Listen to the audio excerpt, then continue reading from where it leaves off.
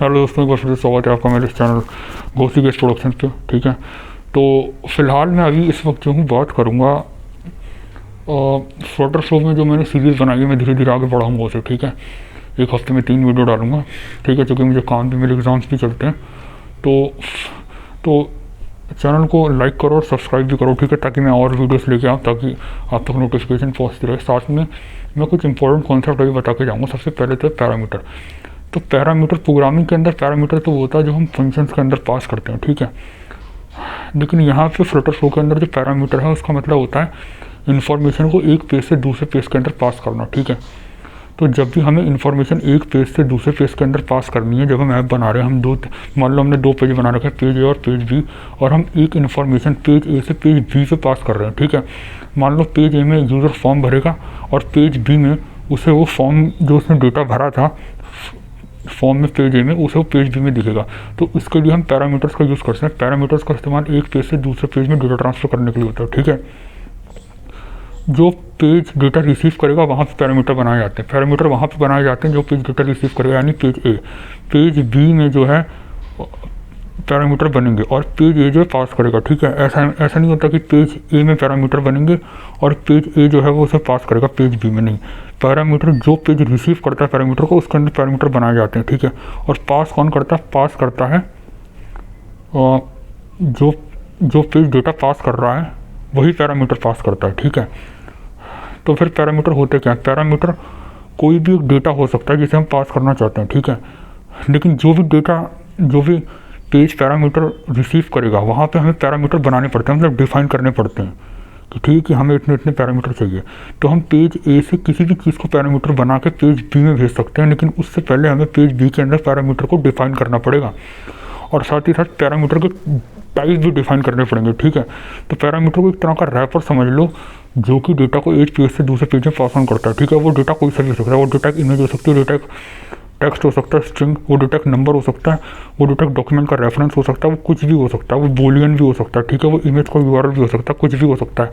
ठीक है, लेकिन हमें जो है पैरामीटर का काम सिर्फ डेटा पास करना होता है एक पेज से दूसरे पेज में। तो जिस पेज में डेटा पास किया जाना है वहाँ पे पैरामीटर को डिफाइन किया जाता है। पैरामीटर का टाइप होता है कि वो इंटीजर हो सकता है, इंटीजर वाले के अंदर खाली इंटीजर टाइप का डेटा आ सकता है, स्ट्रिंग वाले के अंदर खाली स्ट्रिंग टाइप का डेटा आ सकता है, बूलियन वाले के अंदर खाली बूलियन टाइप का डेटा आ सकता है। ठीक है, पैरामीटर। और इमेज यूआरएल जो होगा, कलर होगा, उसके अंदर सिर्फ कलर और इमेज यूआरएल टाइप का डेटा ही आ सकता है। ठीक है, तो अब ये डेटा जो है वो पेज ए से पास होगा, तो पेज ए डेटा को पास करेगा, तो हमें उसी तरह के डेटा को पास करना होगा जिस तरह के पैरामीटर हमने बनाए हैं। यही होता है पैरामीटर का टोटल कॉन्सेप्ट। ठीक है, जो मैं आपको बताऊंगा आने वाली वीडियो में। दूसरी चीज़ ये है कस्टम फंक्शन और कस्टम क्लासेस, तो सबको पता है। ठीक है, उसके लिए हमें फ्लटर सीखना, डार्ट सीखनी पड़ेगी, डार्ट के अंदर प्रोग्रामिंग सीखनी पड़ेगी, उसके मैं ट्यूटोरियल लेके आऊँगा। लेकिन अब जो दूसरी चीज़ है वो है कॉल बैक फंक्शन। तो कॉल बैक फंक्शन होता क्या? जब हम एक फंक्शन को दूसरे फंक्शन के अंदर पास करते हैं। फंक्शन क्या होता है? फंक्शन एक तरह का कोड होता है। ठीक है, जो एक फंक्शनैलिटी को परफॉर्म करता है। तो फंक्शन असल में एक तरह का कोड होता है जो कि कुछ पैरामीटर्स, कुछ इनपुट्स को लेता है। वो इनपुट क्या हो सकता है? वो इनपुट या तो स्ट्रिंग हो सकती है या तो नंबर हो सकता है। प्रोग्रामिंग के अंदर जो लोग जानते हैं वो जानते हैं फंक्शन क्या होता है। ठीक है, प्रोग्रामिंग वाला फंक्शन है जो मैं बता रहा हूँ, या आप यूट्यूब से सर्च कर सकते हैं किसी वीडियो पे। लेकिन मैं बता देता हूँ, प्रोग्रामिंग एक फंक्शन जो कि लिखा हुआ है वो एक कोड है। ठीक है, वो कोड है जिसके अंदर हम एक इनपुट देते हैं, वो कोड की स्टेटमेंट है। ठीक है, वो कोड है जो पैरामीटर लेता है। ठीक है, वो पैरामीटर कौन सा लेता है उसकी डेफिनेशन के अंदर डिफाइन होता है कि वो कौन सा पैरामीटर लेगा। ठीक है, ये suppose function int a circle parenthesis square ए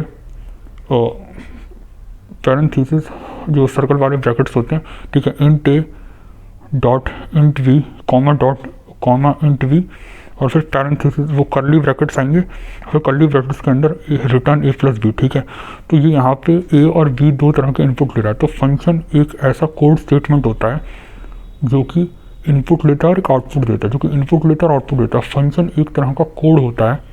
ठीक है, जो कि इनपुट लेता है यूज़र से और एक आउटपुट देता है। ठीक है, तो ये चीज़ों को प्रोसेस करने के लिए लिखा जाता है। ठीक है, अब यहीं से क्लाउड फंक्शन का कॉन्सेप्ट निकल कर आता है कि एक ऐसा फंक्शन जिसे आप क्लाउड पर रन करा सकते हो। ठीक है, जिसका मतलब हो सकता है नोटिफिकेशन भेजने के लिए। ठीक है, अभी क्या हो सकता है कि यूज़र ने बटन दबाया। ठीक है, तो बटन दबाना क्या होता है? बूलियन ट्रू हो सकता है, बूलियन ट्रू हो सकता है। ठीक है, अब आपने ट्रू दबाया तो यूज़र को एक नोटिफिकेशन आ जाए, यूज़र को एक मेल आ जाए, ठीक है। आपने एक फॉर्म भरा तभी एक सर्टिफिकेट जनरेट हो और वो सर्टिफिकेट जो है यूज़र को जो है सेंड हो जाए उसके ईमेल पे।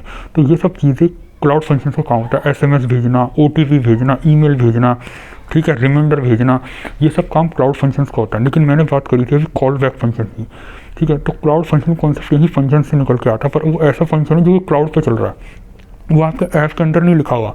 वो जो कोड है वो सर्वर पर लिखा हुआ है, उसे जो है और सर्वर पे ही उसका जो रन टाइम है वो सर्वर पर ही है, ठीक है। लेकिन कॉल बैक फंक्शन क्या होता है, जब हम एक फंक्शन को दूसरे फंक्शन के अंदर पास करते हैं तो उसे कॉल बैक फंक्शन कहा जाता है, ठीक है। लेकिन कौन सा वाला फंक्शन कॉल बैक है, जिस फंक्शन को पास करा जा रहा है दूसरे फंक्शन के अंदर वो कॉल बैक है, या जिस फंक्शन के अंदर दूसरा फंक्शन पास किया जा रहा है वो कॉल बैक है। तो जो फंक्शन पास किया जा रहा है वो कॉल बैक है, जो फंक्शन पास किया जा रहा है किसी दूसरे कॉल बैक किसी दूसरे फंक्शन के अंदर वो कॉल बैक है, ठीक है। तो इसका यूज़ क्या होता है, ये फ्लटर में काफ़ी यूज़फुल कॉन्सेप्ट है। इसका यूज़ होता है पेरेंट और चाइल्ड विजिट से डेटा अगर हमें पेरेंट को भेजना, ठीक है। पेरेंट विजिट से डेटा तो चाइल्ड विजिट में चला जाता है। पेरेंट विजिट है, अगर पेरेंट है A और उसका चाइल्ड है B, तो पेरेंट से तो डेटा पास ऑन हो सकता है, ठीक है, इनहेरिटेंस के जरिए, ऑब्जेक्ट ओरिएंटेड प्रोग्राम के कॉन्सेप्ट के जरिए। लेकिन अगर हमें डेटा पास करना है और चाइल्ड से पेरेंट पे, तो हमें कॉल बैक फंक्शन का यूज़ करना पड़ता है, ठीक है। कॉल बैक फंक्शन का यूज़ है पेरेंट से डेटा, चाइल्ड से डेटा पेरेंट को भेजना, ठीक है। तो ये कॉल बैक फंक्शन का काम है, ठीक है। कुछ कॉन्सेप्ट थे और जो मुझे बताने थे, आगे मैं इन पर वीडियो लेके आऊँगा, ठीक है।